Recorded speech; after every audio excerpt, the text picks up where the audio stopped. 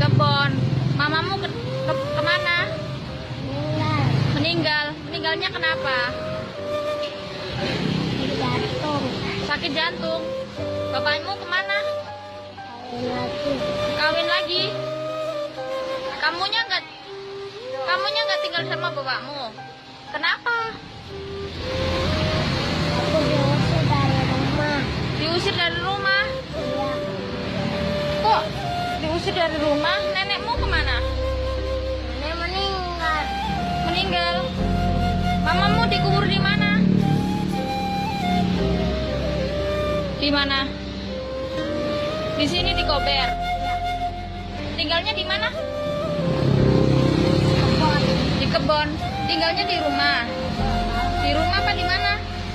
Di gubuk. Di gubuk. Pakai kasur gitu, pakai kasur apa? Pakai apa? Pakai tikar. Sendiri. Sama siapa? Sama teman apa sama siapa? Sendiri. Sendirian. Iya. Terus makannya dapat dari mana? Apa?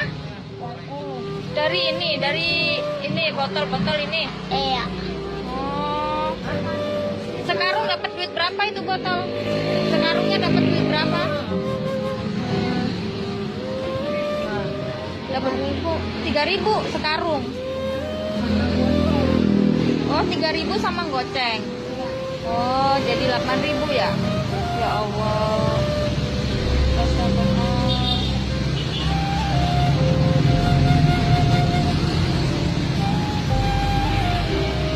Ada satu anak yang di hari raya menangis melihat sahabat-sahabatnya bermain, maka dia ngelihat dalam keadaan sedih dan nangis. Maka Nabi kemudian mendatangi anak tersebut dan bertanya, kenapa engkau sedih? Kenapa engkau menangis? Anak ini nggak tahu kalau yang tanya Rasulullah. Maka dia bilang, apa, tinggalkan aku, jangan ganggu aku, tinggalkan aku, biarkan aku sendiri. Maka ditanya sama Rasulullah, kenapa engkau menangis? Kenapa engkau sedih? Dia bilang, bagaimana saya nggak sedih? Ayah saya telah meninggal dunia, meninggal di salah satu peperangan bersama dengan Rasulullah SAW. Ibu saya kemudian menikah lagi dengan seorang lelaki yang kerjaannya ngambil harta kami. Hartanya peninggalan ayahnya dikuasain sama ayah barunya. Sampai akhirnya saya sekarang dalam keadaan lapar, nggak punya makanan. Pakaian baru nggak punya, pakaian saya cuma pakaian yang lusuh. Saya nggak punya ayah, kehilangan harta, nggak punya makanan, nggak punya pakaian yang baru. Dan setiap hari raya datang itu bikin saya tambah sedih. Karena apa?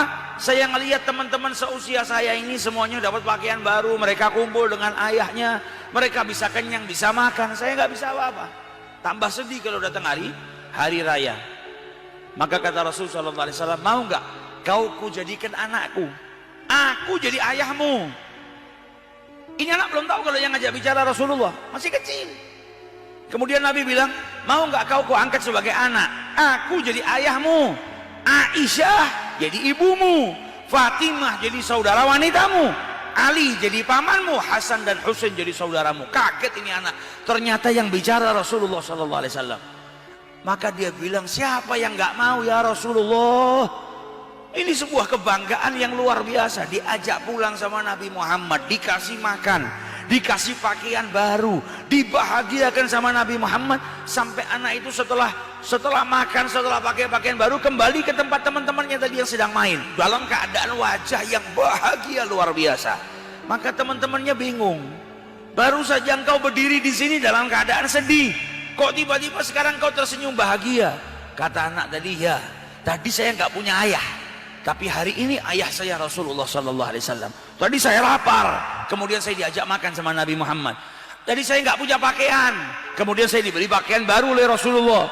Tadi saya nggak punya keluarga, hari ini Fatimah saudara wanita saya, Ali adalah paman saya, Hasan dan Husain adalah saudara saya, Aisyah adalah ibu saya.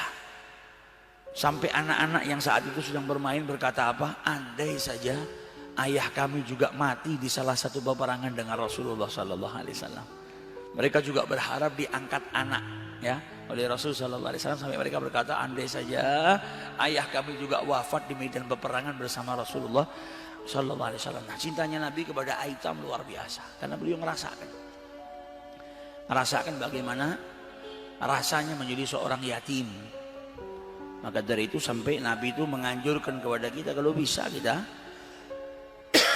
piara anak yatim. Jangan sampai kita membolimi anak yatim.